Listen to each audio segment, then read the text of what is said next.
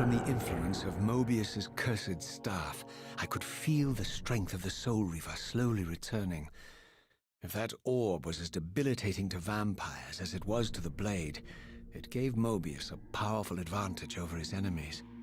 I finally understood how Mobius's crusade could decimate the vampires so successfully. If he could immobilize his enemies, they were at his mercy. But why, I wondered, would the staff have any effect on the Reaver?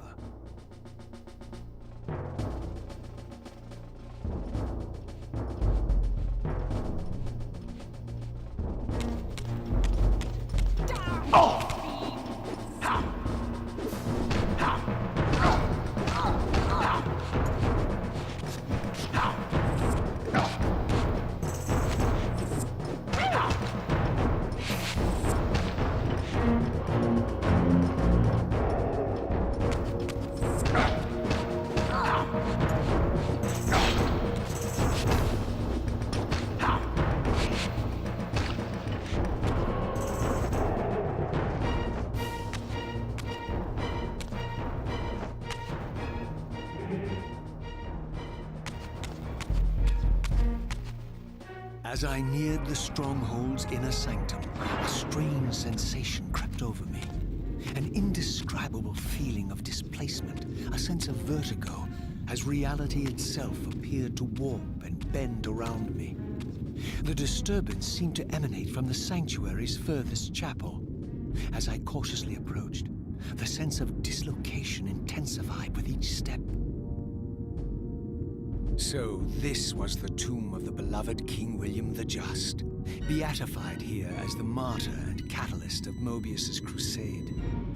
I was reminded of Kain's journey as a fledgling vampire, how Mobius coerced him to travel back in history and assassinate William, thus igniting a genocidal hatred of vampires among the citizens of Nosgoth. And here I discovered the source of the displacement.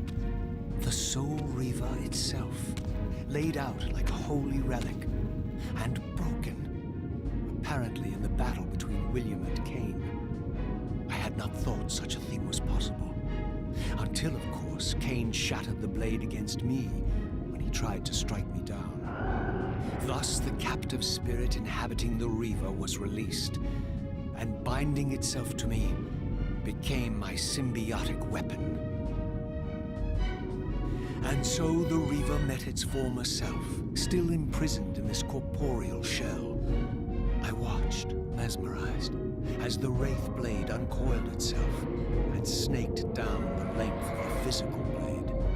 Embracing its twin, its mirror self, the Reaver's long-dormant spirit was now fully aroused. And for the first time, I felt the true presence of this other entity, willful, ravenous, and deranged from thousands of years of imprisonment. The Reaver was now in command, and I, now merely its helpless host, felt my soul being leeched to restore the blade. But the Reaver knew better than to destroy its host, and just as I neared the brink of oblivion, the blade released its hold on me. As I recovered, I realized we were now bound together in a fragile alliance. The Reaver no longer merely my symbiotic weapon, but a sentient parasite competing for control. What have you done to me, Mobius? Is this your trap? How mine? Don't forget it was Kain who led you here, not I. While you curse me, the only soul in Nosgoth ready to guide and assist you, Kain laughs at our folly and revels in your dismay. These blades, now coiled in sinister embrace, have inspired terror in the hearts of creatures far more durable than you, old man. Bound together as they are, I can only imagine what they could do to your soul's fragile shell. Raziel, I beg you to stay your hand. This was none of my doing. I have sought only to aid you in your righteous quest. Why, you're trembling, Mobius. Has your confidence abandoned you? You seem to have made a fatal error by leaving your precious staff behind. Is that where all your courage comes from? Listen to me, Raziel. You don't know what you're doing. I have taken an enormous risk by appearing here before you, so defenseless, yet eager to prove my good intentions. If there's anything left of the Seraphim in you, you won't do this. While you threaten me, your true enemy eludes you. Don't concern yourself with Kain, old man. He'll join you in hell soon enough. As you said, death comes for us all. Yes, the Wheel of Fate demands it. What did you say? The Wheel of Fate. The inexorable cycle of death and rebirth to which all men are compelled. We serve the same God, Raziel. To strike me down would be striking God's own attendant. And I don't believe even you would take that risk. I tire of your games, Mobius. Now that I know you fear me, I needn't concern myself with you. Kain is waiting for me. Go then, Raziel. Seek Kain out and destroy him in the name of the one God we both serve. You, who were once a Seraphim priest, murdered, profaned, destroyed, and reborn again from his mercy. You are now most powerfully equipped to be his agent, his instrument of restoration and retribution. My own vengeance is motivation enough.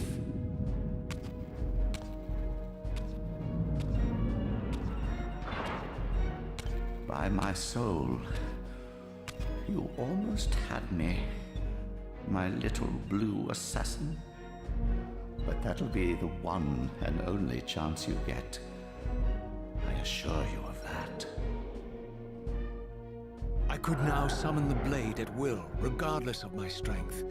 But once summoned, the blade's ravenous appetite could not be contained. It devoured the souls of its victims, and if I allowed it to become over-aroused, the Reaver would now turn its hunger on me.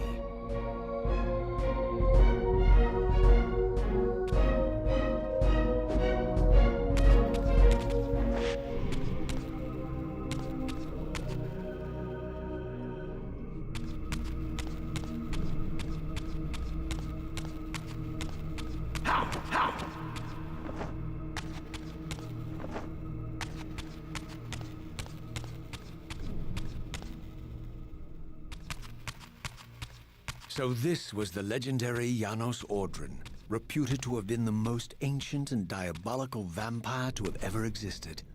According to folklore, he lived high in the cliffs of Nosgoth's northern mountains and preyed mercilessly on the defenseless villages below.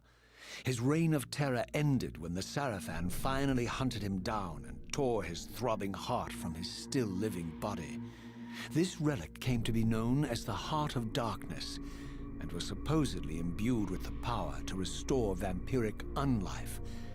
The Seraphim therefore guarded it carefully, lest the heart fall into the hands of their enemies. But I wondered, could Janos Ordrin truly have been as monstrous as depicted here? Or was this merely artistic license by the Seraphim, who sought to lionize themselves by demonizing their darkest enemy?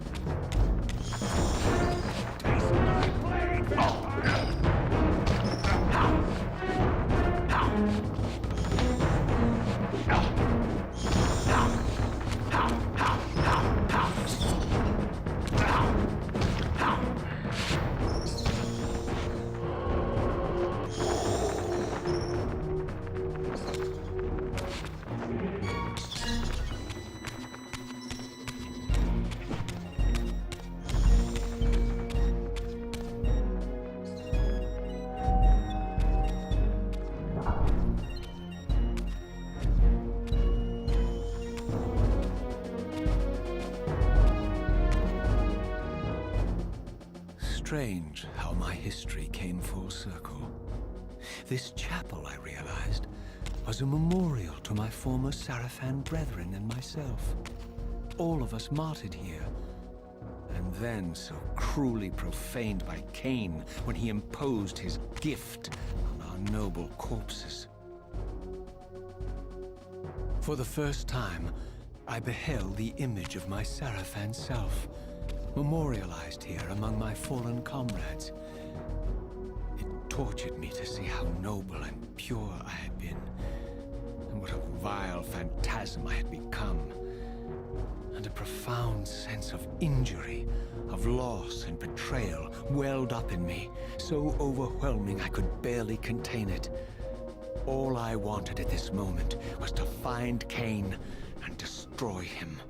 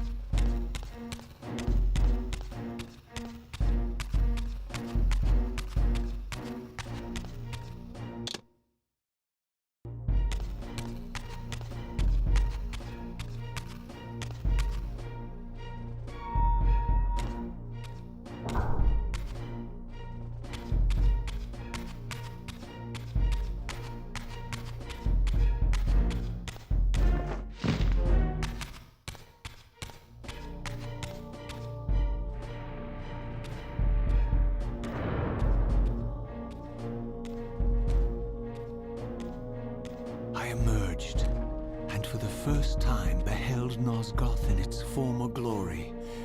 The land overflowed with abundant life and vitality, and I knew with certainty then that the world I had left behind was nothing more than the corpse of Nosgoth, a lifeless husk bled dry by the corruption of Kain's parasitic empire. This was the fragile world Kain sacrificed to preserve his own petty life and ambition, heedless of the profound cost. The sight only deepened my resolve. I sensed that the pillars lay to the northwest. If Kain truly waited to confront me there, I would not disappoint him.